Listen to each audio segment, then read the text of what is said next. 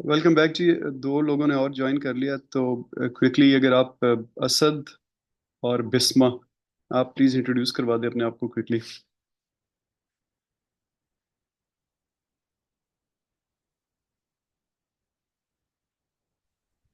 Sir my name is Asadur Rahman. मैं currently ministry of science and technology में job कर रहा हूँ और बेसिकली मैं सिविल इंजीनियर हूँ। ठीक है जी, थैंक यू। और आपकी डिग्री कौन सी है, क्या प्रोग्राम आप कर रहे हैं केस में? Sir MSCM engineering management. ठीक है जी।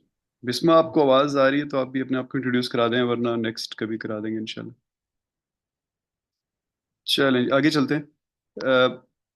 हम अभी बात कर रहे थे कि हमारे कोर्स के ऑब्जेक्टिव्स क्या हैं, और हमने आखिरी बात ये की थी कि हम केस स्टडीज़ को भी इस्तेमाल करेंगे। तो आगे चलते हैं। यहाँ पे लिखा हुआ है broad course contents.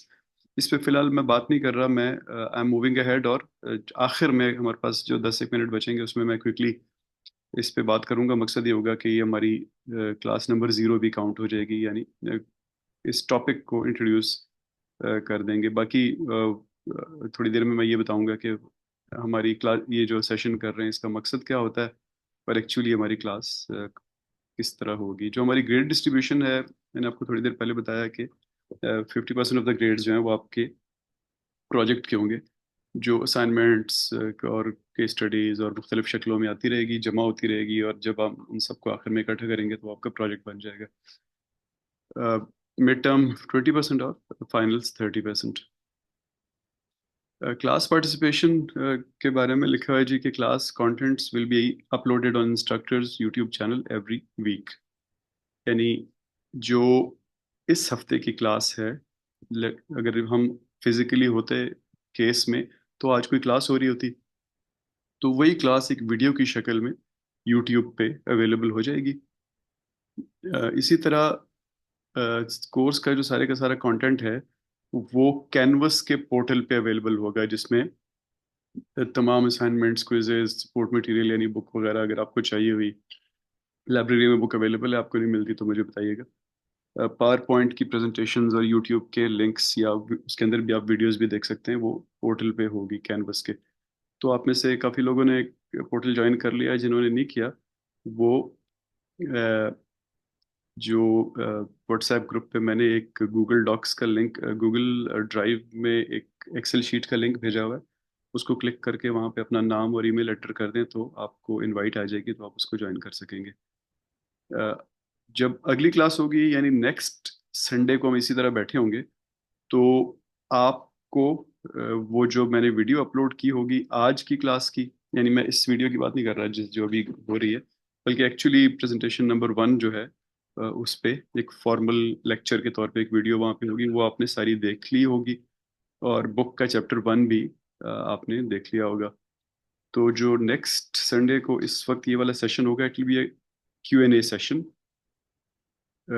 On that lecture and on book chapter 1। यानी आपके उसके बारे में कोई सवाल हैं तो आप मुझसे अपने सवाल पूछेंगे। क्लास ऑलरेडी अपलोड हो चुकी होगी वीडियो, आप उसको देखेंगे, मेन कंटेंट वही होगा। और अगर आप में से कुछ लोग एडिशनली समझना चाहते हैं तो वो बुक के चैप्टर को भी पढ़ेंगे, और फिर कोई सवाल पूछना चाहते हैं तो वो पूछेंगे। आप लोग को यही जैसे मैंने कहा, आपको आप पढ़ के आइएगा तो Q&A सेशन यूजफुल होगा। उसमें आप सब्जेक्ट को भी समझ सकेंगे, और जो आपके प्रोजेक्ट और उससे एक्सपेक्टेशंस हैं वो भी आप अच्छी तरह पूरी कर सकेंगे। जो असाइनमेंट्स आपकी होंगी वो मैं आपको असाइनमेंट दूंगा, और वो उस चीज़ पे बेस्ड होगी जो आप उससे पिछले 1-2 लेक्चर्स में पढ़ चुके होंगे। यानी मैं आपको बताऊंगा कि CBA का ये पार्ट है, इसमें ये 6 काम करने होते हैं। तो आपकी असाइनमेंट ये होगी कि जो आपने प्रोजेक्ट चूज किया है उसका CBA करें, और ये वाले 6 स्टेप्स करें, तो आपका एक पार्ट हो जाएगा। इस तरह करते करते सेमेस्टर के एंड तक आपका CBA पूरा हो जाएगा। ये बात मैंने ऑलरेडी आपको बता दी। पहली चीज़ कि आप फैसला करेंगे दूसरी तीसरी क्लास के बाद कि आप किस प्रोजेक्ट का कॉस्ट बेनिफिट एनालिसिस करना चाहते हैं। वो आप मेरे साथ शेयर करेंगे, मैं आपको गो हेड दूंगा। मैं आपको गो हेड दूंगा, और आप फिर उस पर अपना CBA शुरू कर देंगे। अ, आपकी सबमिशन जो है मैं आपको पहले ग्रेड करूंगा, जो जो भी आपने सबमिट किया होगा, फर्ज करें आपके 10 में से 10 नंबर आ गए तो मैं आपको कहूँगा बहुत अच्छी बात है। लेकिन अगर आपके फर्ज करें 4, 5, 6, 7 नंबर आए तो मैं आपको बताऊंगा कि इसमें ये वाली कमी थी, इसको आप पूरा करें। तो अगर आप पूरा कर देंगे तो आपके थोड़े से नंबर बढ़ जाएंगे, ज़्यादा नहीं। ऐसा नहीं होगा कि आप पूरा करेंगे तो उनके बराबर चले जाएंगे जिनके पहले दिन 10 आए थे, लेकिन थोड़ा सा आप ऊपर जा सकेंगे। ये एक फ़ायदा है। लेकिन दूसरा फ़ायदा ये होगा कि जो उसकी सब्सीक्वेंट असाइनमेंट चूंकि इसी पे बेस्ड है, पिछली पे, तो आप सब्सीक्वेंट अच्छी कर सकेंगे। वरना अगर आपको एक बार बुरे नंबर मिल गए और आपने फीडबैक पे अमल नहीं किया तो फिर आपको बुरे ही मिलते रहेंगे, क्योंकि आगे ऑब्वियसली उसी पे बिल्ड करके दूसरे स्टेप होने। अ, इसमें आपने कोशिश करनी है कि कोई प्लेजरिज्म ना करें, कोई चैट जीपीटी वगैरह ना करें। वो आप करेंगे तो वो आपको फिर उसके 0 नंबर मिलेंगे। हमारी टीचिंग मेथोडोलॉजी पार्टिसिपेशन पे ज़्यादा फोकस करेगी। आप जितना ज़्यादा पार्टिसिपेट करेंगे, और पार्टिसिपेट करने का मतलब इस कोर्स में ये होता है कि आप अपना प्रोजेक्ट अच्छी तरह करें। प्रोजेक्ट अच्छी तरह आप तब कर सकेंगे जब आप ऑब्वियसली कोर्स कंटेंट्स देखेंगे और सेशंस अटेंड करेंगे। हमारे पास जो किताब है ये cost benefit analysis concepts and practice, ये लाइब्रेरी में अवेलेबल है। अगर आप लोगों को सॉफ्ट कॉपी चाहिए हुई तो मैं आपसे ग्रुप पे भी शेयर कर दूंगा, व्हाट्सएप ग्रुप पे भी शेयर कर दूंगा। इसके अलावा केसेस वगैरह और बगैर इस किताब के बगैर भी हम पढ़ेंगे, वो मैं आपसे शेयर करता रहूंगा जो जो पढ़ेंगे। जो सॉफ्टवेयर्स और वेबसाइट्स हैं, हमारी कैनवस है ऑब्वियसली, उसके ऊपर हमारा सारा डेटा है। एमएस प्रोजेक्ट है जिसमें हम 1, 2 क्लासेस में इस्तेमाल करेंगे उसको, और ऑफ कोर्स यूट्यूब है जिस पे सारे लेक्चर्स पड़े होंगे। तो ये था जी introduction. I go back to the contents और उस पर क्विकली बात करते हैं और फिर हम ख़त्म करते हैं। ये आमिर, आपने पूछा है कि सैटरडे को शिफ्ट कर सकते हैं कि नहीं क्लास। तो ये एक्चुअली क्लास की चेंज की जो रिक्वेस्ट है ना, वो आप मुझसे ना किया करें, क्योंकि ना ये फिर डिसरप्ट करती है यूनिवर्सिटी के शेड्यूल को ना, क्योंकि उन्होंने सैटरडे को भी शेड्यूल की हुई हैं चीज़ें भी, और संडे को भी, और हमें उन्होंने ये स्लॉट दिया है। तो मैं अगर फ़र्ज़ करें मैं कहता हूँ हाँ, तो बहुत सारे स्टूडेंट्स हैं जो सैटरडे को कोई और क्लास ले रहे होंगे, वो फिजिकली किसी क्लास में बैठे होंगे या ऑनलाइन बैठे होंगे, तो वो नहीं कर सकेंगे। तो ये शेड्यूल यूनिवर्सिटी ने डिसाइड किया है। लेकिन मुझे कोई एतराज़ नहीं है, यूनिवर्सिटी चेंज करती है तो मैं सैटरडे को भी अवेलेबल हूँ, सुबह 9 बजे भी अवेलेबल हूँ, रात को 3 बजे, शाम को 3 बजे भी अवेलेबल हूँ। तो अगर आपको कोई टाइम चेंज की रिक्वेस्ट हो तो वो आप लोगों ने यूनिवर्सिटी को देनी है। मैं आई हैव नो प्रॉब्लम, ज़रूरत हुई थैंक तो। You sir. अच्छा जी, तो मैं क्विकली ये कोर्स कंटेंट पे डिस्कशन कर लेता हूँ, और फिर हम इसके बाद will call it a day. ये पहला कंटेंट है, introduction to cost benefit analysis. आप लोग किताब देखेंगे ना तो ये उसका पहला चैप्टर है बेसिकली। ये बताता है कि कॉस्ट बेनिफिट एनालिसिस है क्या, प्रोजेक्ट करने से पहले अगर करें तो वो उसकी क्या शक्ल होती है, प्रोजेक्ट के दौरान करें तो उसकी क्या शक्ल, और क्या आप उस इंफॉर्मेशन ले सकते हैं, और क्या कॉन्सिक्वेंसेज होते हैं, यानी कि आप क्या क्या मिस कर चुके होते हैं। और प्रोजेक्ट के ख़त्म होने के बाद करें तो वो किस काम की होती है, और उसको आगे कैसे इस्तेमाल किया जा सकता है। फिर 10 स्टेप्स इन्होंने आउटलाइन किए हुए हैं कि कॉस्ट बेनिफिट एनालिसिस करने के लिए इन 10 स्टेप्स से गुजरना होता है। और उन 10 स्टेप्स के बाद फिर आखिर में कुछ पॉलिटिकल कॉनोटेशंस जो सीबीए की होती हैं, यानी गवर्नमेंट उसको कैसे देखती है, कॉन्ट्रैक्टर्स कैसे देखते हैं, एग्जीक्यूटिव एजेंसीज कैसे देखती हैं वगैरह, उस पर डिस्कशन है। तो पहले वाले कंटेंट का ये मतलब है। फिर इसके बाद conceptual foundations of cost benefit analysis, जो इसमें बेसिकली मार्केट और मार्केट के अंदर डिमांड और सप्लाई की जो सिचुएशन होती है उसके एनालिसिस को हम देखते हैं। इस प्रोजेक्ट को की क्या ज़रूरत पड़ रही है, उस सेंस में थोड़ा बहुत इसमें मैथमेटिक्स और ग्राफिकल इलस्ट्रेशंस हैं। मैं कोशिश करूंगा वो आसान से आसान जुबान में आपको समझाऊं, और उसमें जो एक्चुअल मैथ है वो कम से कम हो। फिर micro economic foundations. Micro economics आप समझते हैं कि वो जो इंडिविजुअल लेवल पे किसी इकोनॉमिक डिसीजन के इम्प्लिकेशंस होते हैं, या उनको माइक्रो इकोनॉमिक इंडिकेटर्स वगैरह कहते हैं। तो उसकी फाउंडेशंस, उसके बेसिस पे क्या क्या फाउंडेशंस है कॉस्ट बेनिफिट्स, कॉस्ट्स की और बेनिफिट्स की। फिर वैल्यूइंग का मैंने आपको बताया कि किस डॉलर वैल्यू असाइन करना, वो हम समझने की कोशिश करेंगे मुख्तलिफ चीज़ों को। कुछ चीज़ें बहुत इजीली क्वांटिफाइबल होती हैं, कुछ नहीं होती हैं, तो उनको हम देखेंगे। फिर डिस्काउंटिंग को देखेंगे। डिस्काउंटिंग जैसे मैंने आपको बताया कि आइडिया ये होता है कि दो रीजंस की वजह से। एक रीज़न ये कि कल हमें उम्मीद है कि हम ज़्यादा अमीर होंगे, तो कल जो मेरे पास 100 रुपये होंगे, मेरे जहन में इतनी वैल्यू नहीं होगी इसकी जितनी आज है। तो इसलिए कल के पैसे को मैं आज भी शिफ्ट करके देखना चाहता हूँ कि जो तुम मुझे कह रहे हो कि मुझे 10 साल बाद 100 रुपये मिलेंगे, आज के पैसे में उसकी क्या वैल्यू है, क्योंकि मैं तो आज पे बैठा हूँ ना। और दूसरी दूसरी रीज़न ये होती है कि इंसान थोड़ा सा कह लें कि उसको पता होता है कि पता नहीं कल मैं हूँ कि नहीं, तो आज ही ज़्यादा ज़रूरी है। तो डिस्काउंटिंग फिर करनी ज़रूरी होती है, हर इंसान को आज के पैसे में एक रिफ्लेक्शन बतानी ज़रूरी होती है कि ये जो हम डिसीजन कर रहे हैं आज के पैसे में तुम्हें इसके इतने फ़ायदे होंगे। फिर एक्सपेक्टेड वैल्यू भी मोर और लेस ये डिस्काउंटिंग का एक आउटकम समझ लें उसको।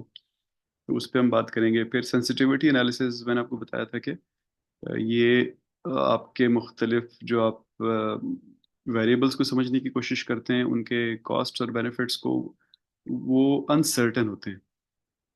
यानी कि उनमें रिस्क होता है कि पता नहीं ठीक होगा कि नहीं होगा। तो उस एनालिसिस को कि कोई पर्टिकुलर वेरिएबल कितना वल्नरेबल है to a certain risk, to another variable changing, तो उसको सेंसिटिविटी एनालिसिस कहते हैं। इसके भी बहुत कुछ टूल्स होते हैं, उनको हम देखेंगे। फिर value of information in cost benefit analysis, जैसे मैंने आपको बताया कि कल का नहीं पता तो पता नहीं 10 साल बाद क्या होगा, तो इस सेंस में फिर इंफॉर्मेशन बहुत इंपॉर्टेंट हो जाती है कि अगर हमें पता चल जाए कि एक पर्टिकुलर पॉलिसी डिसीजन हो चुका है और अब 5 साल बाद यहाँ पे प्रॉब्ली इकोनॉमिक जोन डेवलप हो जाएगा, तो फिर वो बात हमें पता चल जाए तो फिर उस रोड की वैल्यू कुछ और हो जाएगी जो हम बनाने लगे। फिर एग्जिस्टेंस वैल्यू, कुछ चीज़ों की एग्जिस्टेंस वैल्यू भी बहुत ज़्यादा होती है। यानी वो बस खाली होते हैं तो हमें उससे खुशी होती रहती है, हमें लगता है कि हमें बहुत फ़ायदा हो रहा है। जैसे आप कोई बहुत बड़ा मॉन्यूमेंट बना लें कराची में, लाहौर में, इस्लामाबाद में, अ, इस आर्क डी ट्रम्प की तरह या लिबर्टी के स्टैचू की तरह या इंडिया गेट की तरह, तो वो उन इन चीज़ों की एग्जिस्टेंस वैल्यू होती है। इनको शायद पैसे की नज़र में नहीं देखा जाता, तो उस चीज़ को हम देखेंगे। द सोशल डिस्काउंट रेट, मैंने आपको बताया कि जिस तरह फाइनेंशियल डिस्काउंट रेट होता है या गवर्नमेंट का हर थोड़े अरसे बाद एक पॉलिसी रेट अनाउंस होता है, तो उसी तरह एक सोशल डिस्काउंट रेट भी होता है। यानी पैसे को डिस्काउंट करने के लिए, फर्ज करें आजकल हमारी हुकूमत 17 साढ़े 17% रेट पे चल रही है, तो वो एक सोशल डिस्काउंट रेट भी बताते हैं कि जिन चीज़ों का आप मेजर नहीं कर सकते वो तकरीबन इस रेट पे डिस्काउंट होती हैं। वो जनरली बहुत कम होता है फाइनेंशियल डिस्काउंट से। कम इसलिए कम होता है कि अगर आप उसको बहुत ज़्यादा रखेंगे, फर्ज करें 20% रख देंगे, तो आज से 10 साल बाद का जो पैसा होगा वो बिल्कुल मीनिंगलेस हो जाएगा आज के लोगों के लिए। तो वो फिर उसको बिल्कुल वैल्यू नहीं देंगे। उसको कम डिस्काउंट करेंगे तो वो आज उसकी कोई ना कोई वैल्यू होगी। इसको आम जुबान में या सोशियोलॉजी जुबान में ये समझ लें कि अगर डिस्काउंट रेट ज़्यादा होगा तो आप अपने पोते के बारे में बिल्कुल वरिड नहीं होंगे कि वो, उसको क्या फ़र्क पड़ता है स्मॉग से। लेकिन अगर डिस्काउंट रेट कम होगा तो आप कहेंगे नहीं नहीं, मेरा पोता जो है उसकी सेहत ठीक होनी चाहिए, हम स्मॉग के लिए पैसे लगाने के लिए तैयार हैं। इसी तरह 5 साल, 10 10 साल बाद अपने बेटे के लिए डिस्काउंट रेट कम होगा तो आप, बेटे बेटे से मतलब के मुल्क कौम के बेटे, इसी तरह 25 30 साल बाद पोतों के लिए या मुल्क के कौम के पोतों के लिए आप ज़्यादा कंसर्न शो करेंगे अगर डिस्काउंट डिस्काउंट रेट कम होगा। ज़्यादा होगा तो कम या ना होने के बराबर शो करेंगे। फिर आखिर में लिखा हुआ है प्रिडिक्टिंग एंड मोनेटाइजिंग इम्पैक्ट्स। तो हर बेनिफिट और कॉस्ट जो है बेसिकली ये इम्पैक्ट्स होते हैं।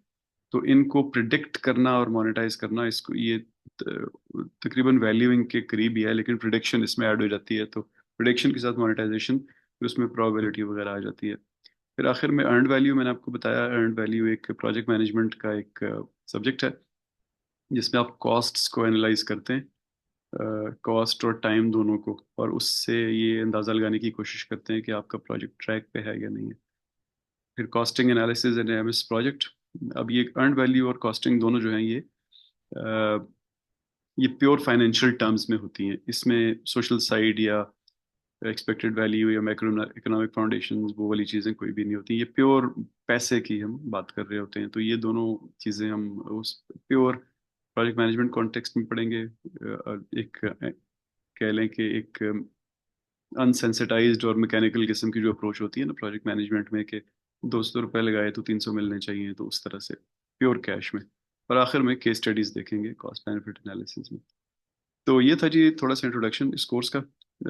जैसे मैंने आपको बताया कि एक दो दिन में आपकी वीडियो अपलोड हो जाएगी लेक्चर नंबर वन की पावर पॉइंट पहले ही अपलोड हो चुकी है। तो अगले इस तरह के सेशन में यानी 12 बजे अगले संडे को आप लोग इंशाल्लाह वो वीडियो देख के आएंगे और फिर हम उस पे क्वेश्चन एंड आंसर सेशन करेंगे। नॉर्मली वो सेशन आधे आधे घंटे के एक या दो सेशन होते हैं, यानी आप 12 से 3 तक बिजी नहीं हुआ करेंगे संडे को, बल्कि ज़्यादा से ज़्यादा 12 से 1:30 बजे तक बिजी हुआ करेंगे। वो भी कम कम, ज़्यादातर 1 बजे हम फारिग हो जाया करेंगे, क्योंकि 3 घंटे आप ऑलरेडी वीडियो 2-3 घंटे की देख चुके होंगे।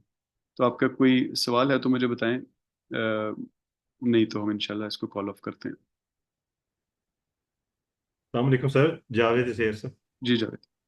अच्छा सर, जो टॉपिक की सिलेक्शन होगी अबाउट द प्रोजेक्ट जिसकी हमने सीबीए करना होगा, जी जी। तो उसके लिए यानी उसके साथ उसकी पूरी एनालिसिस हमने शुरू में जैसा सिनॉप्सिस होते हैं उस प्रोजेक्ट के, वो साथ सबमिट करने होंगे फॉर द इनिशियल इवैल्यूएशन नहीं नहीं, फॉर बिल्कुल योर। नहीं, बिल्कुल नहीं, बिल्कुल नहीं। वो देखिए, आप तो चूंकि जरा आपके एक एक्सपीरियंस भी है ना एंटरप्रेन्योरशिप के पॉइंट ऑफ व्यू से और बाकी प्रोजेक्ट्स भी, तो सर आपके लिए तो आसान होगा, लेकिन जाहिर है बहुत से लोग होंगे जो नहीं कर सकेंगे ना, उन्होंने इसी कोर्स में सीखना है और फिर करना है। तो ठीक है। नहीं, शुरू में आपने खाली मुझे नाम बताने हैं, बस ये नाम है, हाँ मैं उससे सिर्फ प्रोजेक्ट का एक्सटेंट का अंदाजा लगाने की कोशिश करूंगा कि उसमें सीखने के लिए कुछ है या नहीं है, और बिल्कुल अगर सर। है तो इंशाल्लाह उसको मैं आपको कहूंगा कि करें। Right sir, right sir. Wajahat, thank you आपने सर। सवाल पूछा है कि आपको लिंक नहीं मिला। मैंने कल रात को लिंक भेजे थे, उसके बाद भेजा ही नहीं है। तो अभी ये क्लास खत्म होती है तो जो जो नए नाम है इंशाल्लाह मैं उनको लिंक भेज दूंगा। जी सर, कोई इशू नहीं। जी जी, ओके, आप थैंक उसको यू। देख लीजिएगा। जी, अगर किसी का कोई सवाल नहीं है तो फिर हम इंशाल्लाह अगले हफ्ते मिलते हैं, और इंशाल्लाह फिर पहले लेक्चर के Q&A सेशन पे बात करेंगे। थैंक यू जी। Right sir, thank you sir. Okay sir, अल्लाह हाफिज़। थैंक यू सर, अल्लाह हाफिज। थैंक यू सर, अस्सलाम वालेकुम। वालेकुम अस्सलाम।